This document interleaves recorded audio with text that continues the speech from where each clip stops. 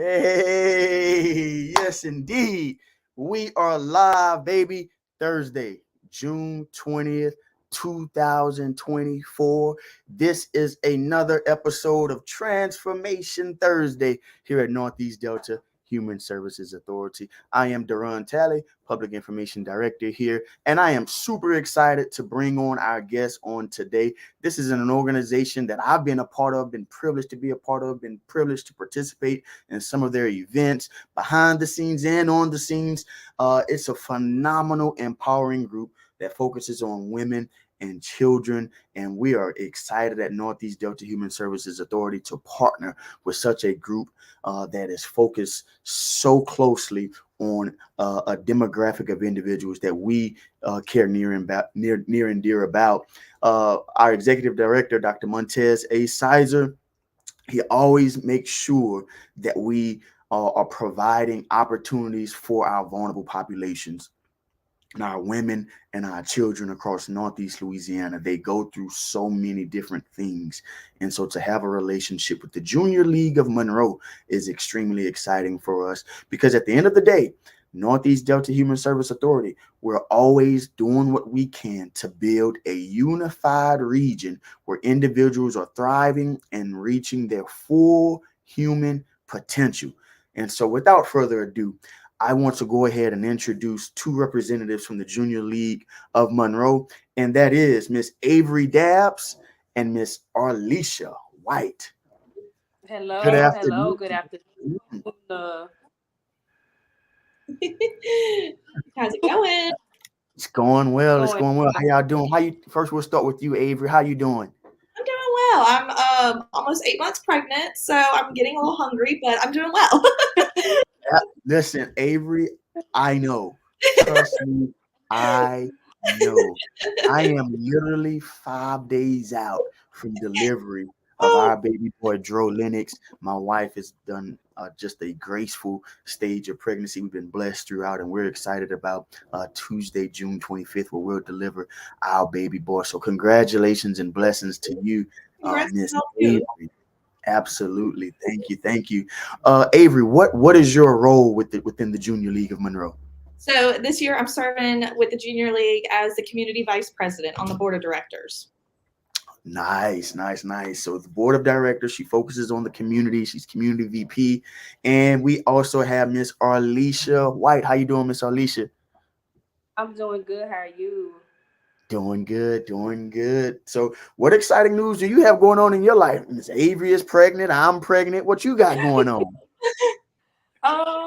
I started a new job in April. I'm working for Methodist Foster Care as a child placement worker. So that's been a shift for me and I'm liking it so far. That's Awesome. awesome. Well, congratulations to you on your new journey and new career. Sounds like that's also another mission minded, community focused organization that you're a part of.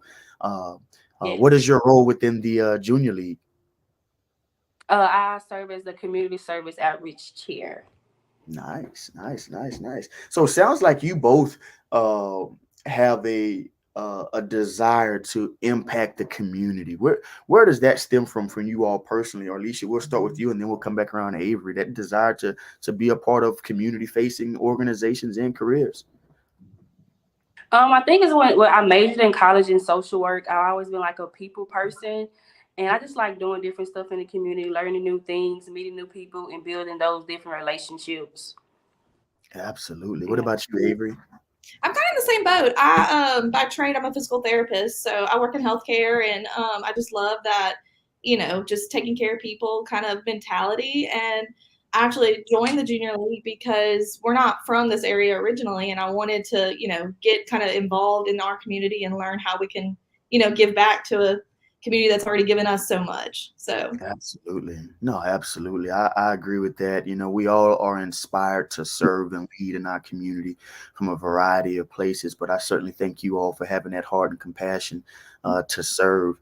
Avery, tell us about the mission of Junior League. What is the Junior League of Monroe and the mission of that organization? yeah, we are a national organization. We have chapters, hundreds of chapters all over the country. It's a women's organization that promotes women's leadership through various collaborations, trainings. But my favorite thing that we do is, of course, our community impact. So across the country, different leagues take on different missions that are special to their own areas. And so here in the Northeast Louisiana area, our main focus is women and children in need. And so we do that through several different projects that we'll talk about today. But we have like a few like main focuses that we like to hone in on with that population, and those are financial literacy, job and career training for women, and then like health education, which falls right in line with the events and stuff that we'll be talking about today. So just a group of women here locally that just want to, work together and give back to the community in the best ways that we can. No, absolutely, absolutely. And Arlisha, what are some of the things, some of the projects and initiatives that you all champion through in this community, in this region? We are known for our biggest one, and that is the Cinderella Project. And with the Cinderella Project, that's when we communicate with the different schools. Junior high school prom, we give out the free prom dresses to the ladies. This year we did have the opportunity. We had different vendors there, and Aetna is one of our sponsors. We had Northeast Delta, we had St. Francis Medical Center, we had Pelican State Bank. So that was good. This time around, we got to get more information out to the community. Yeah. No, that's go ahead. Yeah. Then our next big thing that we'll be doing coming up, which we'll touch on today, is the community health fair, and then after that we'll be doing the back to school event with Miss Arlisha Wilkerson with the Queens of Tomorrow. Absolutely.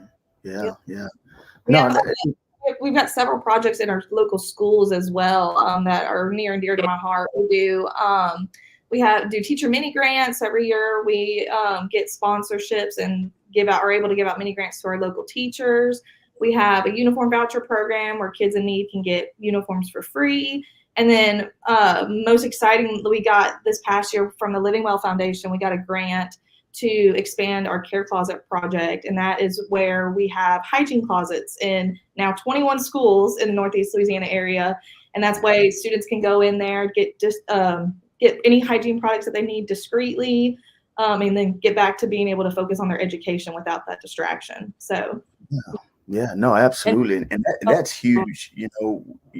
As we look at teen suicide and teen bullying and all those things around that prohibits or prevents or reduces our children from having the best opportunity to learn, hygiene is high on that list in terms of why they get bullied, why they feel insecure, why they feel depressed. And so that closet, wow, that's phenomenal. That's phenomenal work.